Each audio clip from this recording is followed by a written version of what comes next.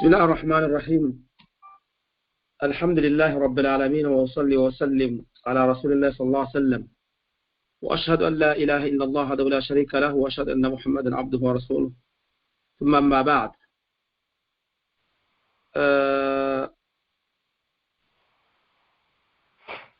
شرح السنة qu'on avait expliqué avant, c'est Sharh al-Aqida, Sharh al-Tawhid et Sharh al-Iman. La précision ou la définition des sunnah par rapport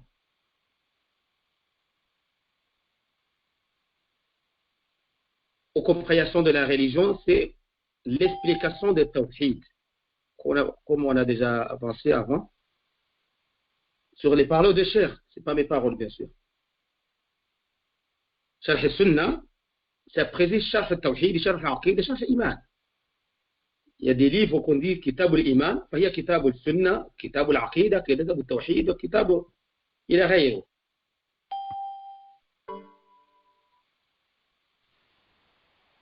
Au début de ce livre ou de ce vrai, je parlais de ce qu'on appelle l'islam, la relation entre l'islam et la Sunnah. C'est quoi la relation entre l'islam et la Sunnah, chers frères et sœurs?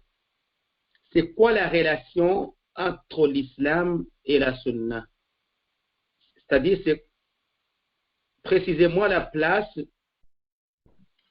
Mais c'est d'aller un peu vite parce qu'on n'a pas beaucoup de temps. On n'a qu'une heure ou disons presque 40 minutes, c'est pas plus. Barakallahu fikum.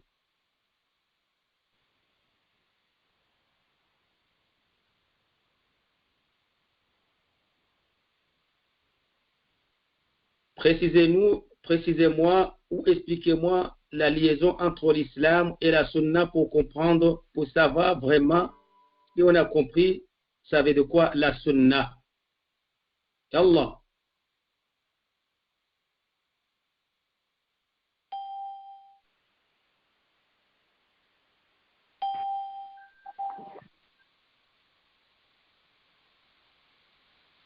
Il n'y a personne. Wauvanu shambe senge vidwado wadote zinyewa. Don.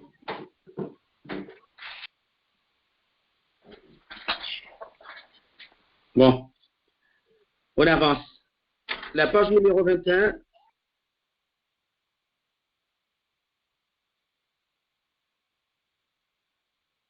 On avait expliqué qu'il n'y a pas de bonne invocation. Il n'existe pas ce qu'on appelle des bonnes innovations. Contrairement à ce qu'affirment certains d'entre nous. Des fois, on exprime, on avance en disant qu'il y a de bonnes innovations. En vérité, toute innovation est un égarement. Et ça, c'est des termes. Ce n'est pas nous qui avançons tout ça. Nous, les chers, c'est d'après le sens des hadiths du messager d'Allah, sallallahu alayhi wa sallam, dans lesquels le Nabi sallallahu alayhi wa sallam قال فإن كل محدثة بدعة.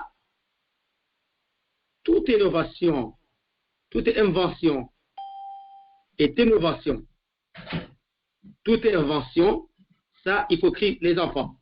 Prenez ça en crayon parce que j'ai trop de vous demander une question et personne ne voulait me répondre. Donc, notez ça sur votre papier, votre agenda, comme quoi toute invention est innovation. Toute invention, c'est une invention. Et toute innovation est un égarement. فإن كل محدثة بدعة كل بدعة ضلالة. إياكم محدثات الأمور. Faites attention de toute invention des choses. فإن كل محدثة بدعة. Parce que toute invention est innovation. وكل بدعة ضلالة. Et toute innovation est un égarement. Et ça, c'est des choses qu'il faut vous-même exactement de l'écrire parce que je vais répéter et toujours retourner vers vous. tout ce qui est en arabe, avec la tradition, il faut les prendre par cœur pour pouvoir récemment tenir quelques dalils. Donc l'innovation religieuse n'est pas bonne et de toute innovation est un égarement. Ce n'est pas n'importe qui qu'entre nous qui peut inventer une bonne action en se disant c'est du sunnah. Il n'y a pas de bonnes innovations. Il n'y a pas. On invente des choses, on les invente justement sur notre vie quotidienne, matérielle, mais ce n'est pas sur la religion. Parce que la religion a été accomplie, il était bien transmis par le prophète sallallahu alayhi wa sallam. Il y a les compagnons du prophète sallallahu alayhi wa sallam, ils apportaient tout ça. Et donc tout ça, ça nous suffit.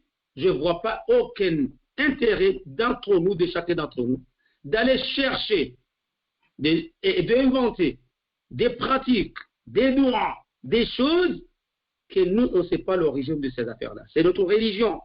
Et notre religion, exactement, c'est le sacre de notre vie. Si on arrive à inventer quoi que ce soit, aujourd'hui, on ne peut pas inventer un médicament. Aujourd'hui, on ne peut pas inventer de l'architecture. Ce n'est pas n'importe qui peut inventer ce qu'il voulait. Et donc, l'architecture, il y avait des experts sur l'architecture. Ces experts-là, ils ont mis des bases. Et donc, lorsqu'il y a des bases, tu ne peux pas casser ces bases-là ou rajouter sans marcher sur les bases. Et donc, comment tu peux te dire que ta religion, tu peux inventer et rentrer dans les bases pour modification? C'est pour ça, toute invention ou n'importe quelle intervention sur cette religion, c'est de bid'at ad-dalala. Et ça, il faut toujours avoir des bases sur cette question-là.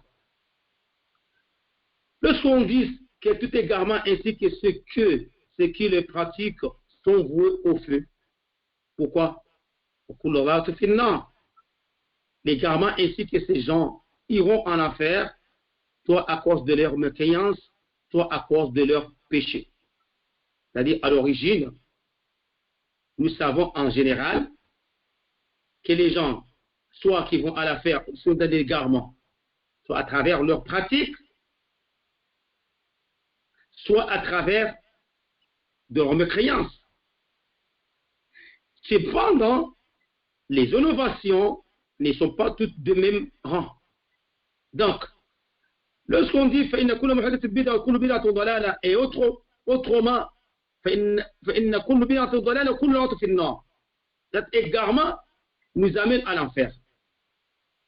Si la mécréance et les grands péchés amènent les serviteurs d'Allah, lui ramènent à l'enfer, aussi inventer sur la religion et inventer sur la religion, c'est-à-dire d'avoir des inventions, et aller jusqu'à l'innovation, ça nous amène des égarements qui nous amènent jusqu'à l'enfer. Ça veut dire quoi? Les innovations, ce ne sont pas les mêmes catégories, ce ne sont pas les mêmes rangs. Comme on a parlé, ليس كل البدعة تؤدي إلى النار. ليس كل البدعة في مراتب. هناك بدعة شركية، شرك أكبر تؤدي إلى النار. Il y a des innovations qui t'amènent jusqu'à le polythéisme majeur. On a déjà parlé comme les gens exactement qui se posent sur les tombes des awliya, qui allaient demander exactement les doigts sur les morts, qui se rapprochent pour prendre comme des moyens de croyance, des moyens d'acceptation, des moyens d'adoration pour le rapprocher vers Allah. Tout ça, c'est des innovations, c'est-à-dire, ils n'étaient pas avant, mais c'est plus grave que des autres parce que ça te ramène vers polythéisme majeur. Et polythéisme majeur, ça te fait sortir de l'islam, c'est un égarement majeur. Que cette personne mourira et restera à l'enfer pour toujours. Et donc, ce n'est pas toutes les innovations, ils sont de la même rang. C'est ça que le cheikh voulait avancer. D'accord? Certains sont totalement de mécréance, comme le fait de demander le secours des défunts Voilà, il a expliqué en français. De ma façon, j'essayais de Guala, faire de la voix qu'on se prend. Voilà. C'est-à-dire que, certes, ils sont totalement de la mécréance, comme le fait de demander le secours du défunt. Ça, c'est la mécréance, comme on a parlé. Doit les amouat. D'accord?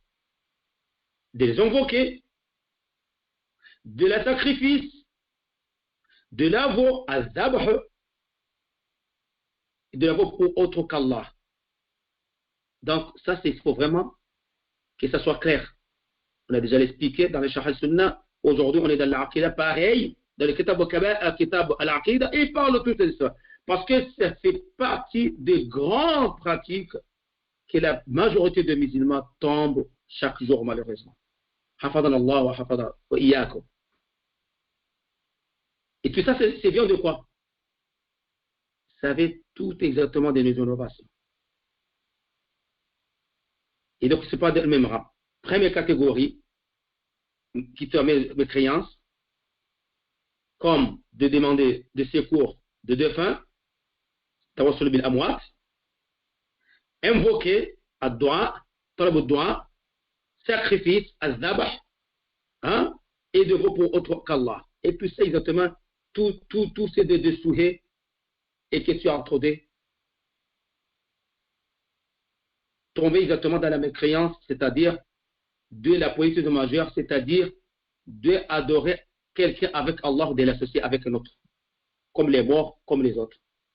Ça, c'est le premier rang que le cheikh essaie de. De même, nous avons attribué d'Allah comme l'état de sorte de Jahamiya. Il y a d'autres bid'a. Et donc, pardon, ceux qui pratiquent cela seront éternellement en enfer, les enfants. Subhanallah. De les invoquer, les sacrifices et le veau pour autre qu'Allah, ceux qui pratiquent cela seront éternellement, c'est-à-dire pour toujours en enfer. C'est-à-dire ils seront en enfer, c'est Jahannam, khalidan, mukhallada. Mukhallada, c'est-à-dire éternellement. C'est-à-dire il va rester là-bas pour toujours. Il n'y a pas d'autre chance de sortir. C'est genre de monde. Khalas Allah l'afia. Ça c'est bid'a. De même, de bid'a, nier le nom et attribut d'Allah, huwa ma yusamma al-asma' wa sifat. Tawhid al-asma' de sifat. C'est-à-dire, il niait le nom d'Allah et ses attributs. Allah, il a dit non. On a expliqué comment de ne pas comprendre. Est-ce qu'Allah, c'est pas Ar-Rahman, Ar-Rahim? Il existe. Pour eux, ils essaient d'expliquer que ce n'est pas possible d'avoir des noms qui sont des attributs qui sont les mêmes valeurs ou les mêmes sens que l'être humain. C'est-à-dire, Allah nous a créés, il va porter le même nom que nous, qu'il a les miséricordes, que nous, on a des miséricordes, qu'Allah subhanahu wa ta'ala, il a la puissance, que nous, on a de la puissance, et donc, mais, ils ont bien précisé que si Allah, il a dit qu'il a des noms sur le Coran, ou dans le Sunnah Muhammad sallallahu alayhi wa sallam, on croit de ce qu'il a dit. Comment? On ne peut pas savoir comment. Ça, c'est pas autre chose.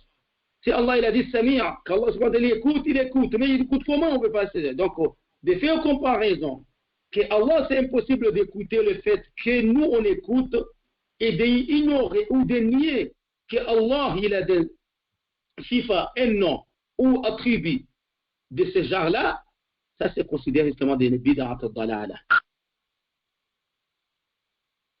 Et ça c'est Al-Jahmiya.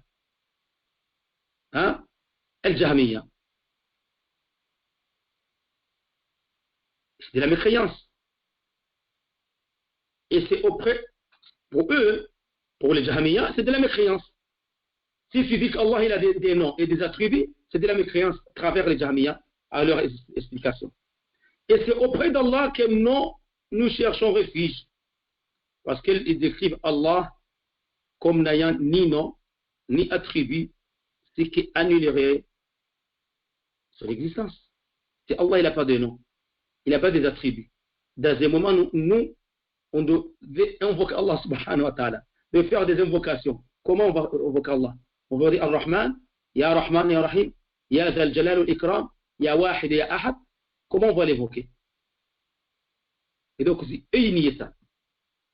Et la cause de tout ça, c'est que Allah ne peut pas porter de noms ou des sifas, que ce genre de noms et de sifas n'existent pas sur l'être humain ou tout ce qui a créé, par exemple, sa création.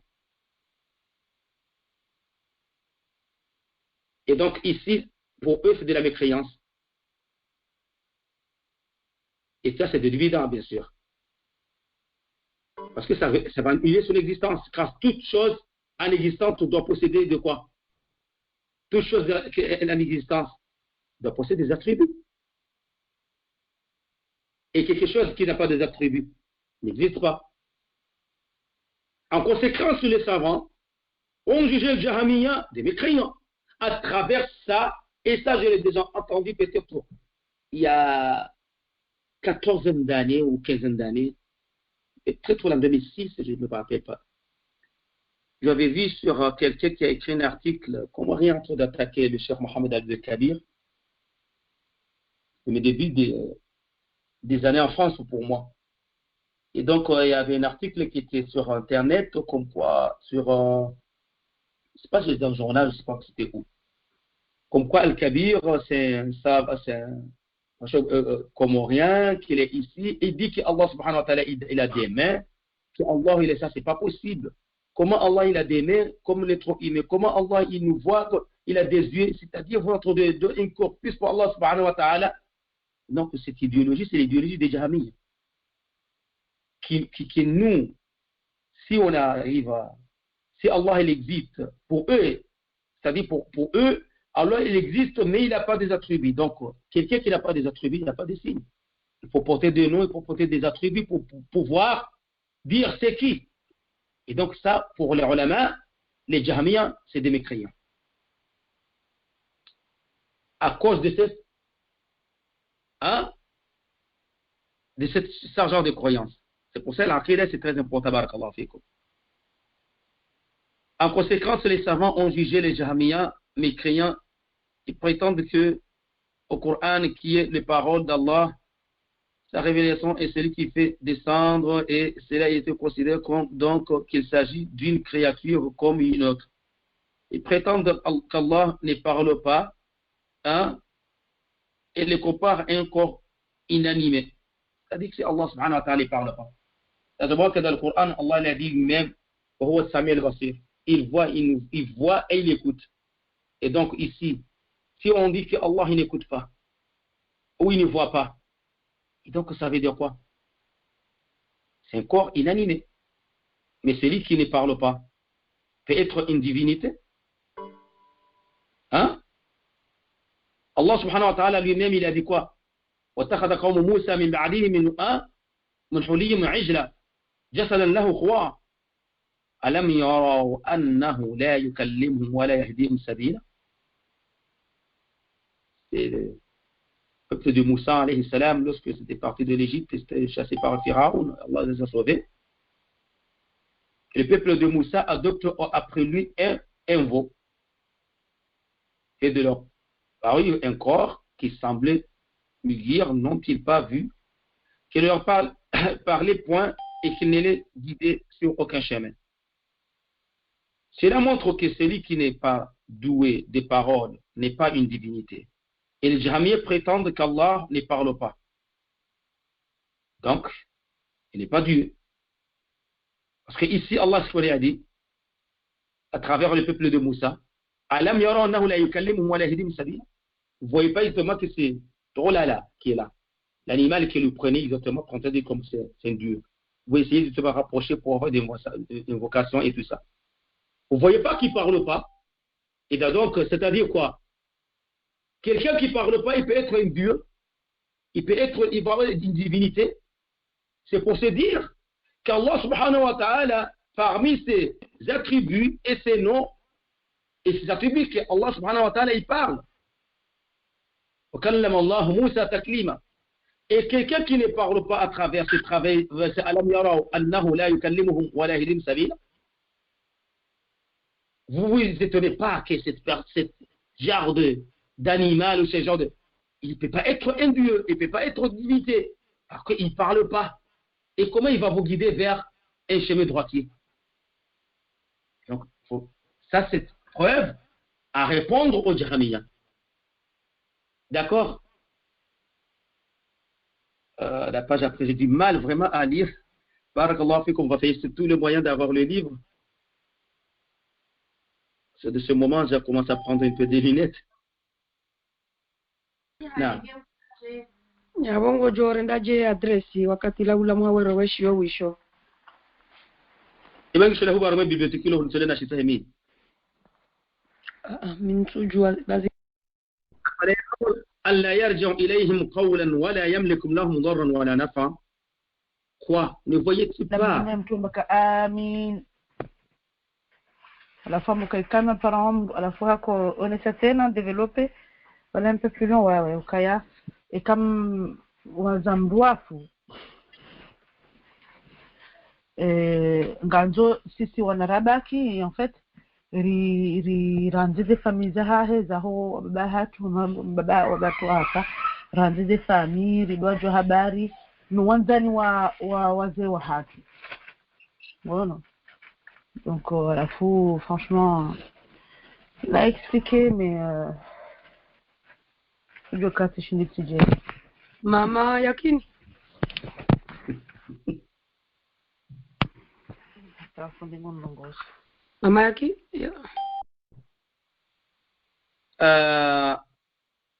Allah a expliqué, éclairci la vérité dans le Coran et la Sunna.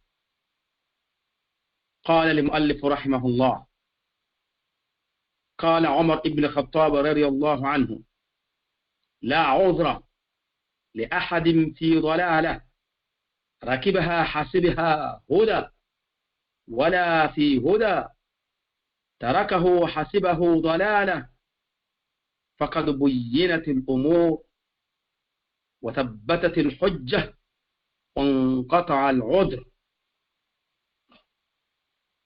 Parmi les bases de compréhension de ces livres, qui est aujourd'hui l'ignorance, parce qu'il y a beaucoup du monde et des savants ou, disons, des Noah, avancent qu'il y a des crises lorsqu'on tombe dans des polythéismes majeurs ou n'importe quel péché, si on ne connaît pas la dangerosité des choses. Il y a des crises si on s'est trouvé dans une société que tout est possible, et que nous ne savons pas la dangerosité des choses, on tombe justement dans des polythéismes et des bid'ah. Nos ancêtres, c'est-à-dire le vieux et nos grands-pères, nos grands-mères, ils ne connaissent pas exactement que ça c'est interdit ou ça et ça et ça. Qu'est-ce que dit Omar Shin, ce que c'est là? L'auteur qu'Allah le couvre de sa miséricorde dit, Omar ibn al-Khattab a dit, il n'est pas d'excuse. Il n'est pas d'excuse pour s'être embarqué dans un type d'égarement. Embarqué dans un type d'égarement en pensant qu'il s'agit de la guider. Ni pour une guidée abandonnée en pensant qu'il s'agit d'un égarement. Les choses ont été montrées. La preuve a été établie et l'excuse n'existe plus. Ça, il faut vraiment tenir les paroles de l'auteur et les paroles de Omar ibn Khattab par cœur, parce que ça fait partie exactement des hujja, des dalil. Parce que beaucoup se donnent des excuses en disant je suis ignorant, je ne comprends pas ma religion, à vous d'apprendre la religion. Et alors, pourquoi les prophètes s'est envoyés? Donc aujourd'hui, si tu es en train de commettre des bid'ah et que tu ne savais pas que c'était des bid'ah, tu croyais que c'était des sunnah, il n'y a pas d'excuse. Les choses étant montrées. Les preuves sont là. C'est établi. De quelle excuse? Demande avant de pratiquer. Nous laissons les choses à travers les pratiques jusqu'à savoir exactement si ça concerne de l'islam. On ne peut pas pratiquer parce que l'autre il a pratiqué ou parce qu'on a vu nos ancêtres, nos parents pratiquer. Il faut vraiment chercher à savoir la vérité des choses. Si on est des enfants, nous suivons tout ce qu'il faut dire les parents et tout ce qu'on peut avoir dans la société. Mais cherche à savoir ta religion. C'est savoir la vérité. Les prophètes et les messagers ne sont pas envoyés pour rien. Et pour que tu sois là de te donner des raisons. Parce que tu te trouves dans une société qui pratique des bid'ah et dénoncer et nier la sunna, c'est devenu normal. Non, il n'y a pas d'excuse. C'est-à-dire, il n'y a pas d'excuse, ça veut dire quoi? Parce qu'Allah a montré la vérité et l'a détaillé dans le Coran. Il n'y a pas d'excuse pourquoi? Parce que nul ne peut pas donc être excusé pour l'égarement. Le manque vient de lui-même, de la personne lui-même. Et le Coran, il est là. La sunna est là. Et donc, c'est quoi le problème? Le problème, c'est que vous êtes là,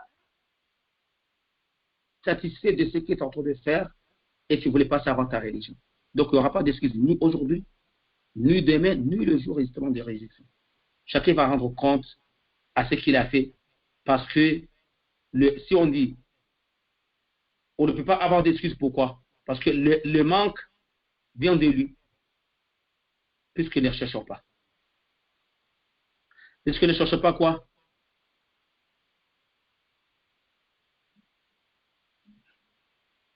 Il ne cherche pas exactement la vérité, ni de demander aux hommes de science. Il est donc tombé dans l'égarement du fait de sa négligence.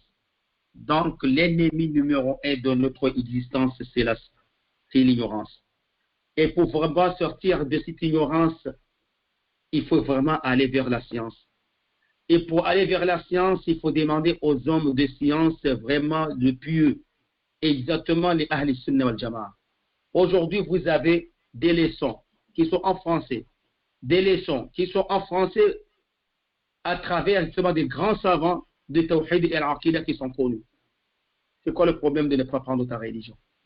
Parce que le problème qui est là entre nous et ce monde, on a un mur justement qui nous sépare. On a un mur exactement qui nous dégage.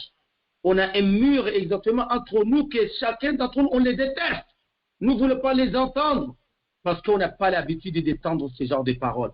Et donc, si tu n'as pas l'habitude de manger quelque chose, tu te trouves dans notre pays, tu ne veux pas goûter pour savoir justement le goût, ça va marcher ou pas? Vous avez resté au Comores avec les manioc, vous trouvez où des manioc en France? Aujourd'hui, vous trouvez les bananes. Alors, vous n'allez pas manger de purée, vous n'allez pas manger de la salade, vous n'allez pas manger de tomates, comme ça, au lieu de faire de la sauce. Et aujourd'hui, vous en de manger des steaks que vous n'avez jamais vus au Comores, auparavant. Et je ne parle pas exactement de votre système de se trouver sur la table.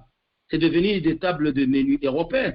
On n'a pas cette gastronomie potentielle de la France. On n'a pas cette cuisine au Comores. Et pourquoi pour ta religion, tu n'as jamais dit exactement peut-être mon existence est menacée et ma pratique est menacée parce que je me trouve dans une situation qu'il n'y a rien qui se développe. 40 ans, je suis là entre les wazifas. 40 ans, je suis là avec les bénédictions de chair. 40 ans, je suis là, je pratique. Est-ce que cette pratique, c'est juste ou pas? Tu as pris combien de temps pour comprendre ta religion? Tu as pris combien de temps? Vous avez pris combien de temps pour comprendre ta religion? C'est le chioli de Comores, ça te suffit. Même au Comores, tu n'as même pas allé jusqu'à Babou, ni Risala, ni Safina. Alors, tu crois que c'est ta religion? C'est juste pour faire la prière. Peut-être que tu fais mal ta prière. L'époque du prophète Mohammed sallallahu alayhi wa sallam, il y a une Arabe qui est rentré dans la mosquée. Vous savez qu'est-ce qu'il a fait? Et donc, attention. Il y a celui qui fait ses besoins dans la mosquée. Il y a un autre aussi qui est venu avant, qui est venu au prophète de la mosquée. Il faisait la prière, mais le prophète sallallahu alayhi wa sallam est en train de le surveiller. Il surveillait le contrôle. Et il a dit, retourne de faire là, retourne. Et il a dit, je ne sais rien que ça. C'est ça que j'ai appris. Vous voyez? S'il avait 60 ans, il fait mal à sa prière. S'il avait 50 ans, il fait mal à sa prière. Et il a de la chance que le prophète sallallahu alayhi wa sallam l'a vu. Il a dit, lorsque tu fais ta prière, tu fais ça, tu sais. Et le rêve, il était où? Il était dans la stabilisation de la prière. Atma anina. Il n'arrive pas justement à pratiquer comme il faut. Et alors, ça c'est de l'époque du prophète sallallahu alayhi wa sallam. Imaginons aujourd'hui, nous faisons comment notre prière, nous faisons comment nos ablutions, nous pratiquons comment l'aqidah, qu'est-ce que nous croyons, qu'est-ce que nous ne croyons pas. Et donc aujourd'hui, on n'a pas le moment exactement de perdre et de se dire, de se donner des excuses, ni des mafundi, si le wajinga. Il n'y a pas ça. Est-ce que tu peux dire, parce que l'ignorance, ça t'amène à l'enfer. L'ignorance, ça t'amène à des pratiques qui sont mauvaises, à des pratiques qui ne sont jamais vues, comme aujourd'hui. Et donc l'excuse, c'est quoi? Parce que tu es ignorant. Qui t'a dit que vous êtes ignorant? Vous êtes quelqu'un de négligence. Vous êtes quelqu'un exactement de feignant. Vous ne voulez pas aller en avance. Comment on arrive à aller jusqu'au doctorat de sciences? N'importe quelle science. On n'arrive pas exactement à aller jusqu'en troisième au niveau de notre religion. Soyons sérieux. Soyons entre nous exactement de parler de la vérité. Donc, Omar ibn Khattab, nous expliquer ça aujourd'hui qu'il n'y aura pas, parce qu'il y a des excuses. Aujourd'hui ni demain. Et nous serons justement des grands perdants pour cette question-là. Ces paroles, en pensant qu'il s'agit de la guider, ceci montre que la supposition, c'est-à-dire de se supposer, ne vaut rien face à la vérité. La supposition ne vaut rien face à la vérité. On ne peut pas supposer quelque chose en disant c'est la vérité. Supposons. Non, il n'y a pas ça. La vérité, c'est la vérité, la supposition, c'est la supposition. Donc, ça veut dire qu'aujourd'hui, si on dit en pensant qu'il s'agit de la guider, c'est-à-dire, ceci montre que la supposition ne vaut rien face à la vérité. Allah, le puissant et le majestueux, a dit وَإِنَّهُمْ لَيَصُدُّونَهُمْ عَنِ السَّبِيلِ وَيَحْسَبُونَ أَنَّهُمْ مُهْتَدُونَ. Et voilà. Les diables, c'est-à-dire les diables, qu'est-ce qu'ils font? Détournent certes hommes. Détournent certes, c'est-à-dire les diables détournent les hommes du droit chemin. Ça veut dire quoi? Il te fait convaincre que ça, c'est la vérité. Et toi, tu sais. C'est pour ça. Les diables détournent certes, c'est-à-dire quelques hommes, les hommes du droit chemin. Tandis que ceux-ci s'estiment être bien guidés. Il est là de pratiquer des pratiques et que chez toi, il les a amenés vers cette pratique-là. Et qu'est-ce qu'il fait? Pour lui, alhamdulillah, c'est ça la vérité. Il reste des années à pratiquer. C'est ça, c'est pour ça.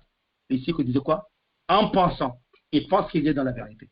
À Soufiyyi, il pense dans la vérité. Et aujourd'hui, ils font la guerre pour cette question-là.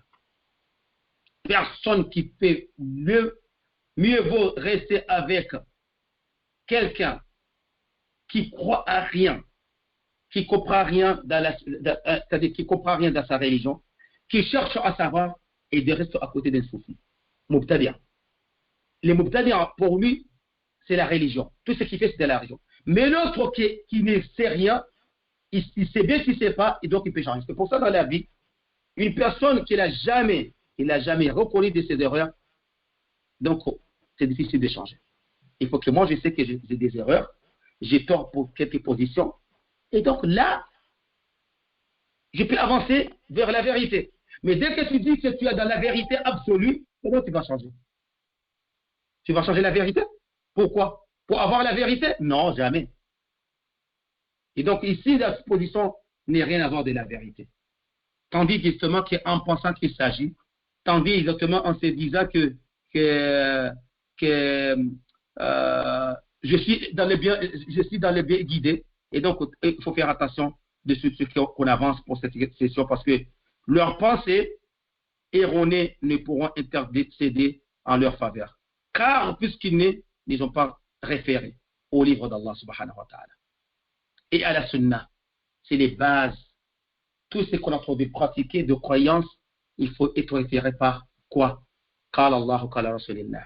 Autrement, on va tomber. C'est ça al-urwatul wusqa. C'est là exactement les bases de cette prestigieuse religion. C'est qala Allah, qala Rasulillah. Tout ce qu'on a trouvé d'avancer, de pratiquer, il faut que ça soit référé sur le Coran ou la Sunna. C'est le prophète sallallahu alayhi wa sallam. En train de différencier entre le vrai et le faux. Ils n'ont pas d'excuses. Ils ont plutôt suivi leur passion. Il n'y aura pas d'excuses. Parce que chez toi, il était là, non. Je me trouvais dans l'Europe, non. L'excuse qui est là, c'est toi exactement qui ne sais pas à chercher la vérité. Tandis que ceux-ci estiment et bien guidés.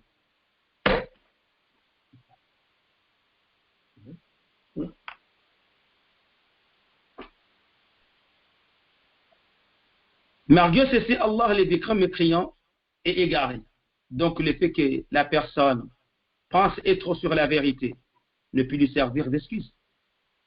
À moins que la révélation divine reçue par le messager ne lui soit pas parvenue. Parce que ce qui est obligatoire est de se référer au livre d'Allah et à la Sunna et ne doit pas rester sur ses suppositions, ses pensées ou ses cas d'autres lui affirment être la vérité. Car rien de cela n'est une excuse. Dans un autre verset, Allah le Très-Haut a dit parce qu'ils ont pris, au lieu d'Allah, ils ont pris les diables pour alliés. Ils pensent qu'ils sont bien guidés par ces actes.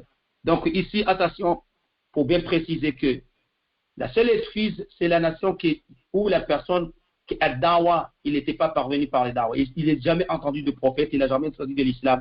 Et je pense aujourd'hui, je ne sais pas ce monde ils sont où. On a déjà entendu de prophètes, on entend, c'est pas des gens qui sont de l'Amazon, ils ne connaissent pas de, ça c'est autre chose.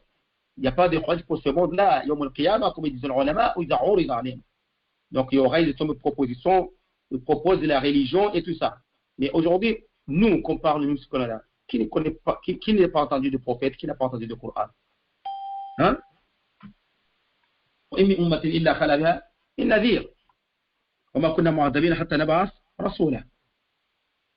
Non. Regardez, il prit des diables parmi les hommes et les djinns comme alliés, en dehors d'Allah subhanahu wa ta'ala. Ce monde, il est en train de prendre à shayatin, mais le djinn ou l'ins, comme des alliés, loin d'Allah subhanahu wa ta'ala. ومن يعش عن ذكر الرحمن ومن يعش عن ذكر الرحمن قيل له شيطانا فهو له قرين. Et quiconque s'aveugle et s'écarte du rappel du tout miséricorde, Dieu nous les désignons un diable. Nous lui désignons un diable qui devient son compagnon inséparable. Je pense que ces genres de versets, barakallahu fikum, il faut le tenir par cœur comme dalil, 1, 2, et on va essayer de commencer à demander ces versets par cœur, un verset, 2 versets de chaque leçon, l'apprendre en français et l'apprendre en arabe pour que ce soit des preuves continues par cœur. Nous tous, il faut qu'on fasse les da'wah. Donc,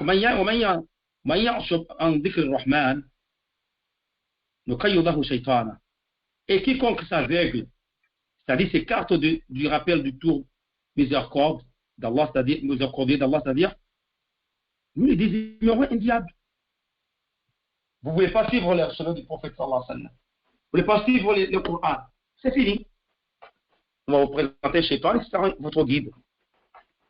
Hein? Et donc ça c'est très important que c'est qu'on est en train d'avancer aujourd'hui, alhamdulillah, c'est qu'il n'y a pas d'excuse. Chers frères et sœurs, nos enfants, il n'y aura pas d'excuse de dire je ne connais pas. Il n'y a pas. Il n'y a pas d'excuse de dire je ne connais pas. Et que tu pratiques mal ta religion.